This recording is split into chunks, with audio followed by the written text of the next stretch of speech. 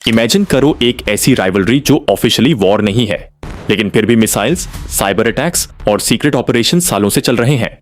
ये कहानी है ईरान और इजराइल के बीच चलने वाली एक डेंजरस कॉन्फ्लिक्ट की, जिसमें United states, Saudi Arabia, Lebanon और सीरिया जैसे कंट्रीज भी किसी ना किसी तरह इन्वॉल्व हो चुकी हैं। एक ऐसा कॉन्फ्लिक्ट जो कभी भी पूरी दुनिया को एक बड़े वार की तरफ ले जा सकता है। पार्ट 1, जब ईरान और इजराइल दोस्त थे। आज ईरान और इजराइल एनिमीज हैं, लेकिन हमेशा ऐसा नहीं था। 1960s और 1970s में ईरान पर शाह मोहम्मद रेजा पाहलवी की गवर्नमेंट थी। उस वक्त ईरान और इजराइल के रिलेशंस फ्रेंडली थे। दोनों कंट्रीज मिडिल ईस्ट में अपनी सिक्योरिटी और इन्फ्लुएंस को स्ट्रॉन्ग बनाना चाहते थे। लेकिन सब कुछ बदल गया 1979 के इरानियन रेवोल्यूशन के बाद। ईरान में मोनार्की खत्म हो गई और एक इस्लामिक गवर्नमेंट पावर में आ गई। नई गवर्नमेंट ने इजराइल को एनिमी डिक्लेयर कर दिया और यहीं से शुरू हुई decades long rivalry. Part 2, ideological conflict. Iran openly Palestine को सपोर्ट करता है और इजराइल की पॉलिसीज को स्ट्रांगली क्रिटिसाइज करता है। ईरान का कहना है कि इजराइल का एग्जिस्टेंस मिडिल ईस्ट में इनजस्टिस की वजह है। दूसरी तरफ इजराइल ईरान को अपनी सिक्योरिटी के लिए सबसे बड़ा थ्रेट मानता है।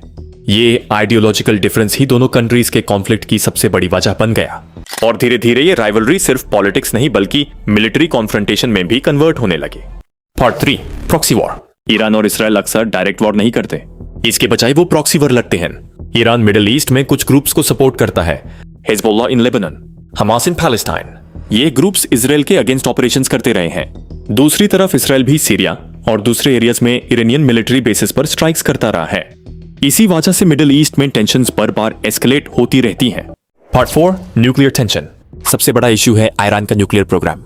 इजराइल और यूनाइटेड स्टेट्स को फियर है कि अगर ईरान न्यूक्लियर वेपन्स बना लेता है तो मिडिल ईस्ट का पावर बैलेंस कंप्लीटली चेंज हो सकता है।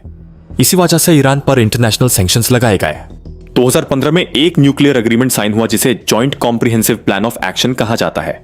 इस डील का पर्पस था ईरान के न्यूक्लियर प्रोग्राम को लिमिट करना, लेकिन पॉलिटिकल टेंशंस और डिस्ट्रस्ट की वजह से यह एग्रीमेंट वीक हो गया और न्यूक्लियर इश्यू आज भी कॉन्फ्लिक्ट का बिगेस्ट फैक्टर है।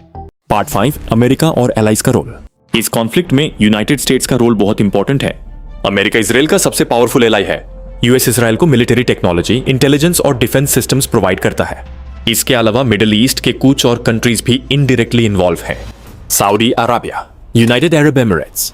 ये कंट्रीज ईरान के ग्रोइंग इन्फ्लुएंस को एक थ्रेट के तौर पर देखते हैं। इसी वजह से रीजन की पॉलिटिक्स और भी कॉम्प्लेक्स हो गई है। Part 7, global impact.